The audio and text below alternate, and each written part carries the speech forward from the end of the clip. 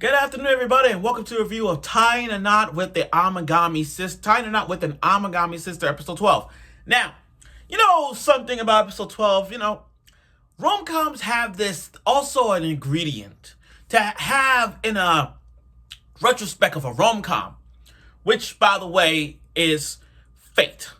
You know how, when it comes to rom-com, there's always the childhood friend vibe that you don't know for years. And then years later, you meet them, they know their names, and then it kind of like a knot tying and reflecting like, oh my God, that's you.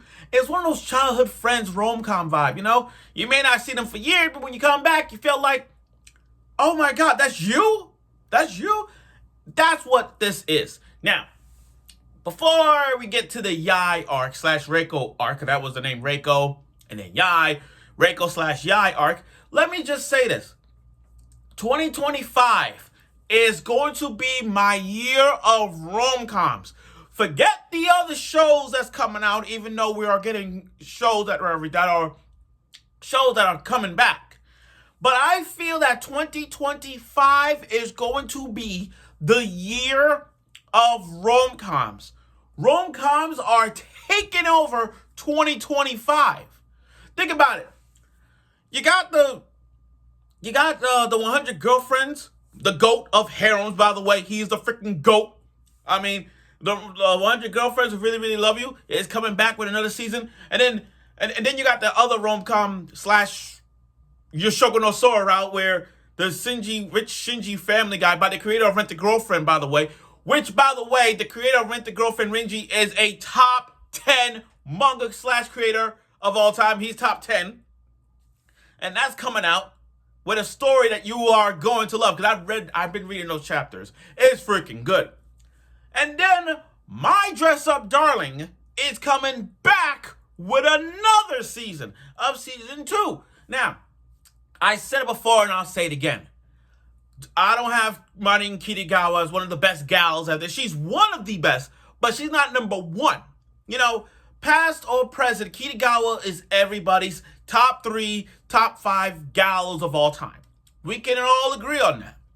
While I have the Hokkaido gals above Kitagawa, even though people find it a little bit sus or whatnot, but My Dress Up Darling is coming back. Every rom-com is coming back.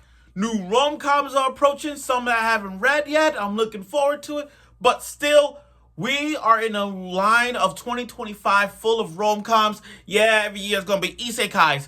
But a rom-com, everything is going to take it to a whole nother level. So I just want to put that up. But now let's get back to episode 12, where I just finished this, and my God, what drama. And rom-com do leave us dramas in this review. So let's get right to it, episode 12.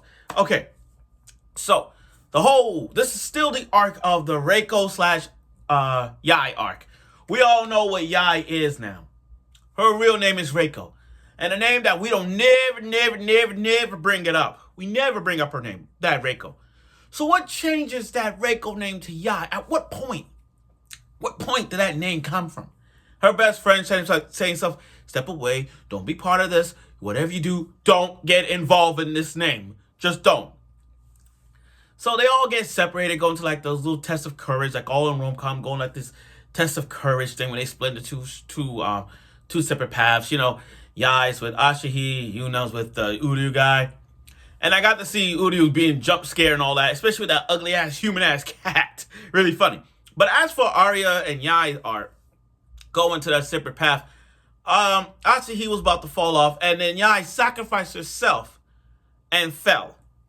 So Uryuu, this blonde MC, who has dreams of person who have multiple dreams of the future and past, literally goes to the woods and find Yai. And as he finds Yai, we get into Erase. Have y'all watched Erase? Trust me when I say this. Go watch Erase. Go watch Erase, because that's what I felt like. It's like he went back in time. This is literally Erase. He went back in time. He went back in time as a little boy with his backpack. He's like, wait a minute, what am I doing? I got the backpack on and stuff. And then as he walking, he sees a defenseless Yai You know what? I know we call her Yai a lot. I know we do.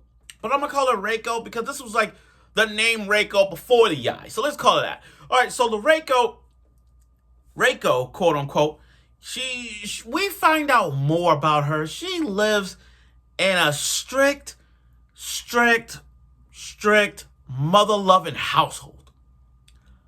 You got to think of, it's so sad to see her. It's so sad. Now it all makes sense. As we watch episodes before, y'all had tough choices. You can't decide what to pick. It's like when you ask her what ice cream would you like, vanilla or chocolate. She's gonna have a hard time to decide what.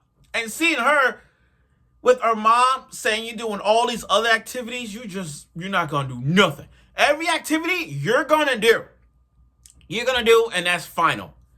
And basically, Reiko never had freedom. So you got this whole flashback with young Uryuu and young Reiko as kids. He's showing her a good time. Reiko at the time didn't know how to use money. She didn't know how to eat. She didn't know how to chew gum. She didn't know much of anything. She was living in a freaking household, for God's sake, and not even been outside. That's messed up. She can't even make one freaking friend outside. Like, that's bull. That's bull. Somebody got to get the mom for this. You talk about worst parents, she's up there too. I'm not saying she's worse than Shaw Tucker, even though Shaw Tucker's dead and all. But my point is, the mom is just fucking it up. Excuse my language, but I'm not lying. So they showed us Yai and Reiko having a moment. Then he gets a little flashback of Yai. He's like, where'd that name come from? Now, as showing us a little bit of a drama thing going on, it went too far for not only we know Reiko is rich, but we also found out that she has security dudes. Like, she got these tight wearing men in black suits, got Yai and message, and then the mother's like, here's a message for your mother. Aikido, art, reading, math, you skip all your lessons, you're gonna do all of them. And she's like, I'm here to protect you. Bull. Bull, man, that's just bull. And then at the end of all this drama,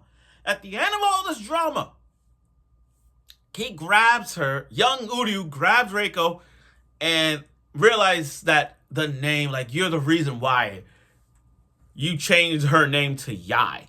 So there's a reason why you gave her that name to Yai. There's a little bit of a string theory on that. Now I'm curious. I'm curious of the mother, quote unquote, who raised these three adopted sisters. Like, we all know they're not related. They call themselves Amagami sisters, all that stuff. We all know they're not related. But we gotta see who is the mother that raised these three as sisters, and see where this goes. I hope we get more detail into that real soon. But overall, though, this arc that we're in now, kind of the race vibe, it has like a backstory going on with Yai. We know more about her than anything. Not only she's rich, but the name, we don't bring up that because I feel like there's two personalities. There's the Reiko and the Yai face. You know what I mean? So if sooner or later, when Uryuu finds Yai in the woods, it's going to be a split personality between the two faces of Yai. There's the Reiko and there's Yai. And we're going to find more about that. And about the mother too. Like, then the mother died or anything like that. We're going to see more about Yai's backstory as ever. So we're going to see through that. But overall, though, this episode was not all like, oh, fan service, vibe. Forget all of that, even though we got little shots of that. But where Yuna describing, making a move on them. But this is about Yai and her development and her backstory as to what makes this super rich girl, this rich girl living in a protected shrine by her mother, doing all these activities for her, ended up being a shrine maiden. So we're going to see all of that. And thanks to young Uryuu, we're about to see all of that next week. I hope this arc continues. I really hope this arc continues. It might come to an end. We don't know. But overall, this episode is good. It had more drama than it is on a romance vibe. And I like that because it gives us more detail as to who these characters are. Their backstories. We see Yuna, Ashi, and Yai. But Don't you want to see their backstories as to why they're doing all of this? And with Yai's backstory in this arc, we're going to see more. So I look forward for next week's episode of it, and I'm sure you will.